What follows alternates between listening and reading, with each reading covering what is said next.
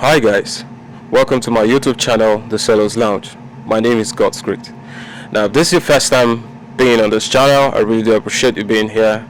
You could always like, share and leave a comment. Just ask me questions, perhaps something you have been perplexed about concerning sailing.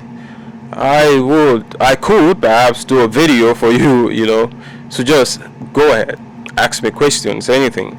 Now for already subscribers, I really do appreciate you being here. Thank you for coming back to the channel.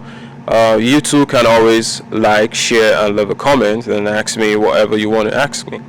Now on today's episode, I'm going to be talking about how is it possible that a ship is being able to float. I mean, as big, as gigantic as a ship is, it is floating on the water. And then this coin that weighs so small, less than a kilogram, inside this glass, is sinking. I mean, if I put this coin inside an ocean, it's still going to sink. So there's a whole lot of science involved in this, but don't be scared, don't fret. I am going to try to explain it as possible as I can in the simplest manner. Alright, so just sit back, relax and enjoy this episode. I'm sure it's going to be educating and compelling. We'll be back shortly. Welcome back guys. So let's just go straight into the topic of the day. Before we go ahead to talk about flotation, there's someone I would love to introduce to you. His name is Archimedes. I mean, there's no way we could talk about flotation and its principles without talking about Archimedes. I'm sure science students, physics students back then in school, you remember him. Archimedes principle. Let me just jog with your memory a little bit. Well, Archimedes, for non-science students, Archimedes or Archimedes, that's not my language, it's a Greek name actually. Archimedes was a Greek scientist that was born in 287 BCE. Now, it is told that on one hot sunny afternoon, he wanted to take a cool bath in his bathtub. As he immersed himself in the bathtub, he observed that some quantity of water poured out. Now, this is something that you and I had experienced, definitely. I mean, I remembered my mom put me in a basin of water and then water just pours because I am inside. Now, what Archimedes discovered was a buoyant force, and he later went ahead to develop a principle that was named after him, the Archimedes principle. Now, what does that principle state? Archimedes principle states that the force that is exerted on an object in a fluid is equal to the weight of the fluid that is being displaced by the object. Now, let me paraphrase. The mass of an object, that is a mass in water in this case, is equal to the volume of water that is being displaced by the object. Now, from this definition, we could deduce that two forces are acting on an object when you place them in water. Now, the first force is the force of gravity, or you could say the mass or the weight of the object, and it is acting downward.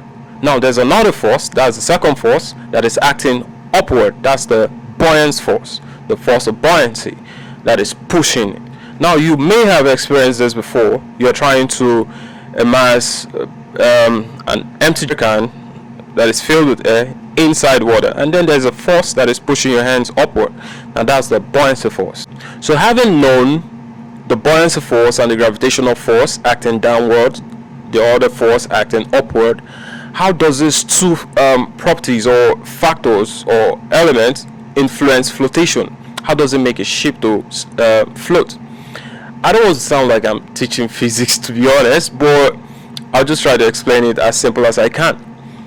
Now, for a ship to be able to float, the force of gravity, which is the weight of the ship, the entire weight of the ship, must be less than the buoyancy force that is acting upward.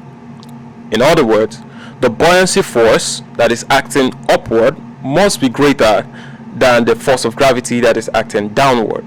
Voila, it's that simple. For a ship to sail, this is what happens. So there's one last factor that influences the flotation of a ship. That is the design, the shape of the ship. Now, the ship is not one massive block of metal. The ship is designed in such a way that it is hollowed. It has spaces inside of it, and then it is filled with air. Now, air inside of the ship enables it to float. Have you ever seen a container vessel or or a boat that is very close to the water line, and then you're scared that the ship is going to sink. Now what is happening is that the mass of the ship, or the gravity, the gravitational force of the ship, is almost close to being greater than the buoyancy force that is pushing upward. If ever the gravitational force, or the mass of the ship, or the weight of the ship exceed the buoyancy force, then the ship will definitely sink. So in summary, all I have said in this video is, for a ship to float, it depends on three factors or properties. That is buoyancy force, the force that is acting upward, and the gravitational force, the density or the mass or the weight of the ship, the one that is acting downward. And of course, that force that is acting downward must not be greater than the force or buoyancy that is acting upward. And lastly, the shape of the ship. So guys, I am hoping that you find this video interesting and educating. If you do, kindly leave a comment. Even if you don't, also let me know how you feel about it. You can always like, you can always share, turn on your notifications for new videos. And until I see you next time, this is the Sales Lounge, and my name is God's Great. So I'll see you later. Thank you for watching.